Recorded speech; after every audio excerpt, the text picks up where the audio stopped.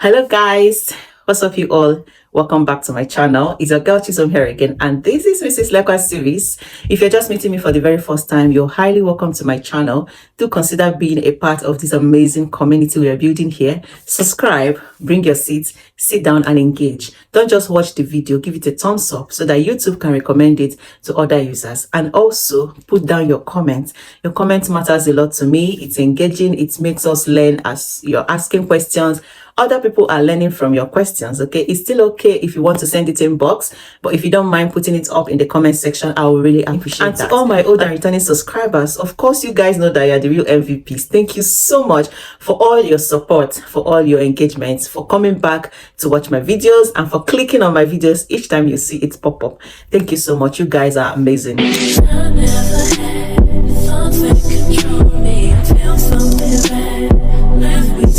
So guys, today I'll be telling people about the care setting, domiciliary care and care home setting. A lot of people, they always want to know the difference. What is the difference between domiciliary care and care home? A lot of people, when they hear dom care, they'll be like, which one is dom care again? So today I want to do a video based on my own experience, based on my own perspective, which one I would prefer.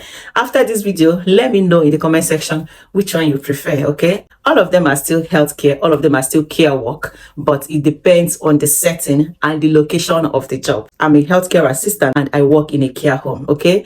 And I've not really worked in a domiciliary setting, but I have friends, I have acquaintances who have worked there. We've chatted, we've kind of compare the both, and I will say, okay, this is the one I really prefer, and this is the reason why I prefer this one, or that's the one I prefer, and this is the reason why I would prefer that one. Okay, so it all depends on you, and it all depends on a lot of other factors. And the funny thing is that when we came into this country newly, when care work was not, the market was not really saturated as it is now, we were even doing shakara. Like, we were the ones that would say, oh, I don't want domiciliary care. I don't want domiciliary care. The stress is just too much. And the domiciliary carers, they're always there looking for who to recruit. But guess what? As of today, the table has now turned around. It's the domiciliary care recruiters that are now the ones doing the shakara. I remember that time, once you have international driving license, yet it can pass. But now, if you don't have a full UK driving license, some of them will even tell you a full clean UK driving license. It did not stop there. They even said a full UK driving license with access to your own vehicle. Hey God, domiciliary carers, they are even the ones that are now doing the shakara. A full UK driving license, clean UK driving license, and sometimes access to your own vehicle. Anyway, before we go into the details of all that, let us do the comparison. Okay, working in a care home or working in a domiciliary setting is the same thing. Healthcare assistant, support worker, depending on your role. What differentiates them is the location of the job. Okay, if it's a care home you're working in, a particular care home, say ABC Care Limited, is located, say, in so location. You know that once you come in the morning, you wake up in the morning, you are going to work, you have a particular location where you work. You know how your rota works. If, for example, most of them are usually 12-hour shifts, it can be 8-hour shift, 10-hour shift, depending. So if, for example, you are working for 12-hour shifts starting by 8 a.m., that means you're going to work 8 a.m. to 8 p.m. You're working for that day, say 4 times in a week. So you work Monday, Tuesday, Wednesday, Thursday, 8 a.m. to 8 p.m. Once it's morning, you carry your bag, enter your bus, the same routine. You go to your care home, clock in, and then you start work. So whatever happens within that 8 a.m. to 8 p.m. that you've clocked in, you're working in this particular care home, you get paid for your time, okay? Even if it means there's a particular time when you are usually busy attending to a client, and there's a particular time where you're just resting, because it's 12-hour shift doesn't mean that for the whole 12 hour you'll be up and doing, walking all around, attending to clients. It's just like you are a part of someone's daily living. So the same time, if they are resting, you could sit around them, you could keep them company, you could do other things, be in the lounge, you can take part in their activities, maybe drawing, making cards, crafts and design, playing, anything they do, you do. So it doesn't mean that if you're working 8 a.m. to 8 p.m., that for that 8 a.m. to 8 p.m., you'll be packing or working, doing one thing or the other. There are still rest periods, okay? So our normal routine, you come in the morning, you have the residents get out of bed, give them shower, bath, whatever it is their morning routine is, give them breakfast. And even sometime between 11 to 12, you're just in the lounge chilling, you're just there chilling, eating, sharing biscuits, tea time, and you can watch a movie, you can do anything. But with the residents, not like on your own, you don't work with your phone, you don't work with gadgets. With the residents, you'll be there doing all these things with them. There are activity coordinators that might come today and say, okay, today we are going to be doing arts and crafts. We are going to design a bag. We are going to design cards. Maybe it's anniversary, or maybe it's one celebration or the other, Christmas, Easter, or anything. They'll say, okay, we'll design Christmas cards. We're going to decorate our care home today. Everybody takes part in the activity. Or there's a particular resident that likes playing a particular game. You can go and sit with them and play their game. So all those things count inside your 12 hours, okay? If there's anybody that wants to change pad, eat, go visit their relative or anything, you people are just there doing your thing like everyday normal living. So if you're the kind of person that likes teamwork, care home really suits you. You enjoy working in a care home because it's always in a team. You are never working alone. You're always working with a team. Depending on how big the care home is or the number of residents that are there, you might see yourself working in a shift of maybe 5 carers and all that. Everybody they have people doing virtually everything.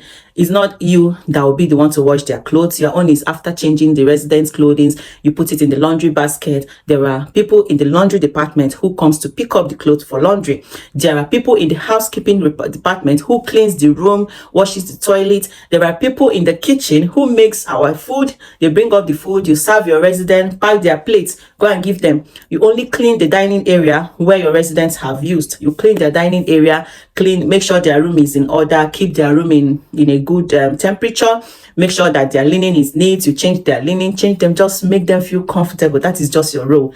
Or if they are going to appointments, maybe hospital appointments, a driver will come in the company's vehicle, and take you with them, or any other carer that is assigned to go with them. You go to the hospital, driver will drive you people. You come back, you carry your service user, your baby that you're taking care of. You go and make sure that they're comfortable. So care home is usually a team thing. Somebody else might want to change clothes the same time that someone else needs to take a snack, take tea or anything, or the same time that this other person wants to go to bed. There's always somebody to attend to them. So if you're usually working collaboratively as a team, you enjoy it in the care home. Another advantage of the care home is the fact that you're always in the company of other people, never a dull moment. You always see somebody to chit chat with, talk, you play your music, just enjoy yourself basically. And then there's always activities going on all at the same time. It's always bubbling, always busy and all that. But if you're not the type of person that likes ashiri, if you're not the type of person that likes gossip, you will not be able to work in the care home, especially when you're new. These people can gossip. And if it's a care home where these care homes that do all this carer of the month, carer of the week thingy, and they give a particular person money for being outstanding, you find out that some of the carers may tend to be sorting for eye service, like they want to do eye service so that they will know that they are the best. So somebody can go and do amebo on you just to gain the favoritism of the team leader or the manager. I don't know if you're getting me. This particular carer got into trouble because of another person's amebo. She was the senior in a particular shift, and I think another resident hit a resident hit another resident or something like that. She thought it was insignificant. There was no need, since there was no injury or anything. She just kind of talked to them not to engage in such, and she did not report it. Guess what? It was another carer that was in that shift that went to report her. So she got into trouble for safeguarding. Not because anything happened to this person, but because she did not report it, and it was another person that saw it and reported. So a lot of people tend to do amebo, tend to, they will just do all these things to just get the favoritism of the seniors. That is like care home, and that one is 5 and 6. So if you are the kind of person that wants to go jejely, do your work jejely, you don't even like the crowd, you just want your space, do your thing jejely, nobody will say you don't know how to make bed, Nobody will say you waste a lot of time washing dishes. Nobody will say you are too slow when you are doing this. You know that care home is not for you, because they will gossip you. If you're not the kind of person that likes amebo, you don't like gossip, you will not enjoy it there, because that is just the order of the day. A lot of people tend to do a lot of things just to get favoritism and all that. But the good thing is that care home setting is usually not that demanding. Like care homes, they will usually not ask you, do you have driving license? Do you have access to your own vehicle? As long as you can convey yourself and come to work, nothing else is needed. Because even if you want to go out, you are not the driver. They usually have a vehicle and they have a driver. They have each department. You know what each person needs? There's a department that oversees that. There's a department that drives. There's a department for cleaning. There's work. Everything is departmentalized. Like everybody have the one they are doing. Okay. So care home, if you like team job, care home, if you enjoy that pattern of clocking by 8 a.m., go by 8 p.m. Your total 12-hour shift is paid for. In the domiciliary setting, however, there are some cases where you will come to somebody's house 7 a.m., you go 7 p.m., you are working in one house, or 7 p.m., you came for sleeping until 7 a.m., you are working in this particular house every day. And there are still others that you have to go from time to time. You might work in this person's house, like in a particular day, you might be taking care of up to 10 clients in different locations. While in the care home, even if you're taking care of 10 clients, they are all in the same care home, in the same flat most of the time. Each person have their room, so they are all in the same flat. You are walking from one room to another. This person wants water, this person wants tea, this person wants to change their pad. This person, as you are attending to this person, you are answering this nurse call, you're answering that nurse call. Another carer is still attending to some others. But in the domiciliary setting, it's one person per time. So if you are coming to Mrs. A's house in the morning by 8 a.m. to give her breakfast, maybe you are spending 45 minutes there or 1 hour there, give her breakfast, give her medication, do one or two things for her. If she wants tea, you make tea. If you want clothes washed, you do the laundry. If she wants to clean her room, you clean her room. You're the carer. You're the one that do virtually everything in that shift. That is if you're working one. If you're working 1:1, there are still people that work double, whereby you people are usually two taking care of this particular resident in their home at this particular time. So it all depends whether it's a single or it's a double. But you have to be going to their houses. Like if you're working 45 minutes in this person's house, you go to their house, spend 45 minutes, you live there, go to another person's house, maybe usually in the same zone. You know, not the same street. It could be 1-2 streets apart, but in the same zone. So usually you would do this person 45 minutes, you run off, catch a bus or carry your car. That is why they usually need you to be mobile and have access to your own vehicle, because of the, changing location. You can walk here 8 a.m. to 9 a.m. In the next 1 hour, you need to be in another place, another location. This is how you'll be running up and down. And the disadvantage is that they only pay for the time when you are attending to a client. So if you are going to be doing a 12-hour shift, they might not pay you from that 7 a.m. you started your work for the day until 7 p.m. you're coming to your house. They are only paying you as at that time you are attending to that client. So if, for example, in between the time you attended to client A, you finished attending to her by 9 a.m. and client B needs you to be in her house by 10:15. Between that 9 a.m. to 10:15, it will take you to get to client B's house, or even while you're just around the corner, you just have to stay somewhere, maybe stay in your car and wait, or stay somewhere and wait. Nobody pays for that time. You won't be paid for that time. You are only going to be paid from the time you clock into a client's house that you're attending to them. Some care homes will pay you for mileage allowance or pay for your Uber transportation, but it is not your salary per hour. Like they're not paying for that time that you are transporting, you are in transit. They only pay for the time you are working for their clients. Okay, so that is one disadvantage of the domiciliary care. Your 12 hour is not like they're going to pay you for the whole 12 hour once you have started working and you close for the day. They only pay for the time you attended to your client. And then in domiciliary care, you are an all-rounder. You have to know how to drive, or maybe have access to your own vehicle. And even when you don't have your own vehicle, the essence of knowing how to drive might be because you'll be driving the client's car.